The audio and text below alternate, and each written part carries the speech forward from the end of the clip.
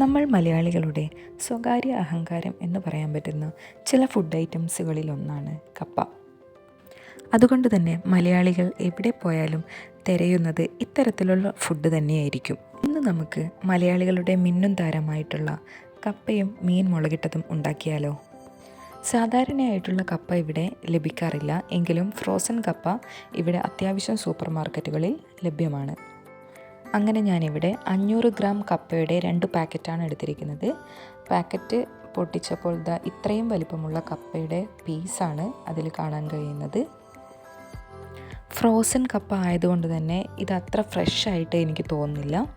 So ഓരോ വലിയ പീസും ഞാനിവിടെ ചെറിയ ചെറിയ പീസായിട്ട് കട്ട് ചെയ്ത് വെക്കുകയാണ്.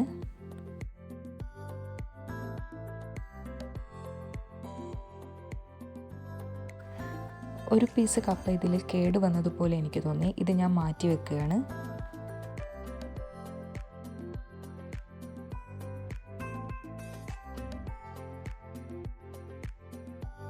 അങ്ങനെ ഈ ഒരു സൈസിൽ നമ്മൾ കപ്പ കട്ട് ചെയ്ത് വെച്ചിരിക്കുകയാണ്.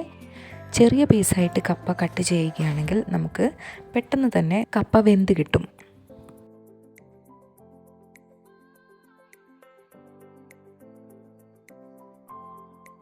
ഒരു പാനിൽ കപ്പ വേവിക്കാൻ വേണ്ടിയിട്ടുള്ള വെള്ളം തിളക്കാൻ വേണ്ടി വെച്ചിരിക്കുകയാണ്. പ്രത്യേകം ശ്രദ്ധിക്കണം, കപ്പ നമ്മൾ ഉണ്ടാക്കുന്ന സമയത്ത് തിളക്കുന്ന വെള്ളത്തിൽ മാത്രമേ നമ്മൾ കപ്പ ഇടാൻ പാടുള്ളൂ. ചിലർ വെള്ളവും കപ്പയും ഒരുമിച്ച് വെച്ചിട്ട് ചൂടാക്കുന്ന ആൾക്കാരുണ്ട്. അത് നമുക്ക് വളരെ അൺഹെൽത്തി ആയിട്ടുള്ള രീതിയായിട്ടാണ് മാറുക.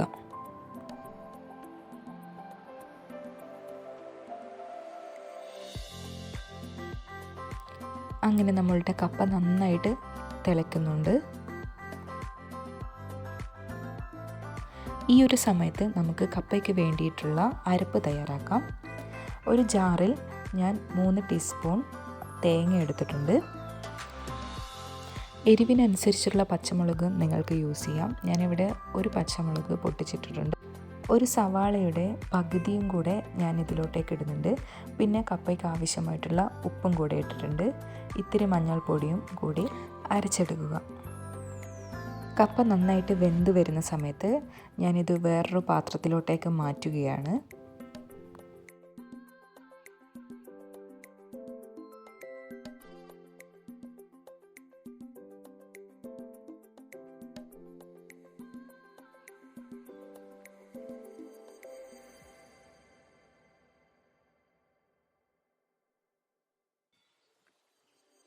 ഇനി കപ്പയിലോട്ടേക്ക് താളിച്ച് ഒഴിക്കാൻ വേണ്ടിയിട്ട് വെളിച്ചെണ്ണയും കടുകും ഇട്ടിട്ടുണ്ട്. അതിലോട്ടേക്ക് നമ്മൾ വെന്ത് മാറ്റി വെച്ചിരിക്കുന്ന കപ്പയും കൂടെ ഇട്ട് നമ്മളുടെ അരപ്പും കൂടി ഇട്ടിട്ട് നന്നായിട്ട് മിക്സ് ചെയ്യുക.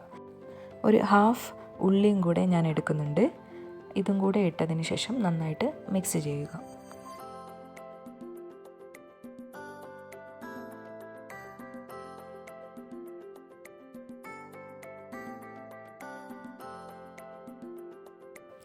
അങ്ങനെ നമ്മളുടെ കപ്പ റെഡി ആയിട്ടുണ്ട്.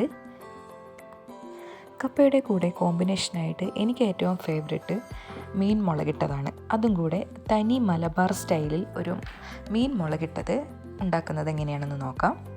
ക്ലീൻ ചെയ്ത് വെച്ചിരിക്കുന്ന മീനിലോട്ട് ആവശ്യത്തിന് മുളക് പൊടിയും, ഞാനിവിടെ 2 ടീസ്പൂണാണ് എടുത്തിരിക്കുന്നത്, 1/2 ടീസ്പൂൺ മഞ്ഞൾപ്പൊടി, ഒരു എക്സ്ട്രാ ഫ്ലേവറിന് വേണ്ടിയിട്ട് ഒരിത്തിരി മല്ലിപ്പൊടി, ഒരു പച്ചമുളക് ചീന്തിയിട്ടിട്ടുണ്ട്, പിന്നെ ഒരു തക്കാളിയും നല്ല രീതിയിൽ കട്ട് ചെയ്തിട്ട് മീനുമായിട്ട് മിക്സ് ചെയ്യുക.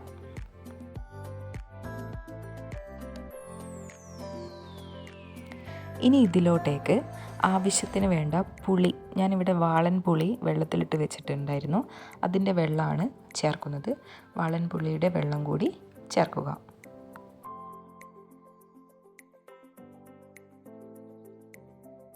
നന്നായിട്ട് മിക്സ് ചെയ്തതിന് ശേഷം ഞാനിവിടെ ഒരു 1/4 കപ്പ് വെള്ളവും കൂടെ ചേർത്തിട്ടുണ്ട്. ആവശ്യത്തിന് ഉപ്പും കൂടെ ഇട്ടതിന് ശേഷം നമുക്ക് വേവിക്കാൻ വേണ്ടി വയ്ക്കാം. മൂടി വെച്ച് 5 മിനിറ്റ് നേരം വേവിക്കുക.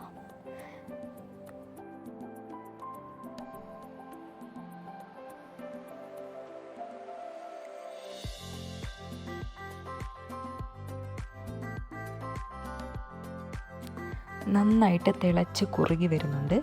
ഈ ഒരു സമയത്ത് നമുക്ക് 1 ടീസ്പൂൺ വെളിച്ചെണ്ണയും കൂടെ തൂകി കൊടുക്കുക. എന്നിട്ട് വീണ്ടും നമുക്ക് മൂടി വെക്കാം.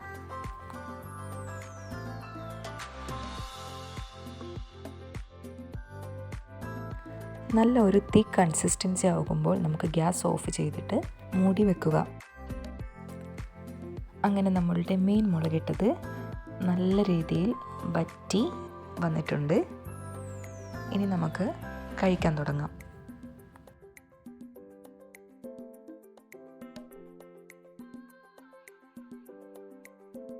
ഞാനിവിടെ കുറച്ച് കപ്പയും പിന്നെ മീൻ മുളകിട്ടതും എടുത്തിട്ടുണ്ട്. ടേസ്റ്റ് ചെയ്ത് നോക്കാം. അത്യാവശ്യം നല്ല ടേസ്റ്റ് ഉണ്ടായിരുന്നു.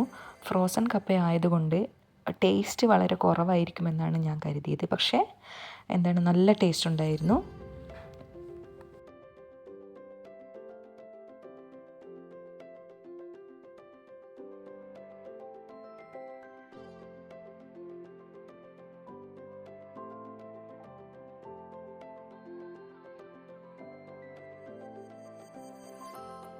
കപ്പയുടെ കൂടെ മറ്റൊരു കോമ്പിനേഷനാണ് കപ്പയും ചോറും. ഇതും കൂടെ ഞാനൊന്ന് കഴിച്ചു നോക്കട്ടെ. കപ്പയും ചോറും മീനും അടിപൊളിയാണ്. അടിപൊളി ടേസ്റ്റ് ആയിരുന്നു. അപ്പോൾ അടുത്ത വീഡിയോയിൽ കാണുന്നത് വരെ ബായ്.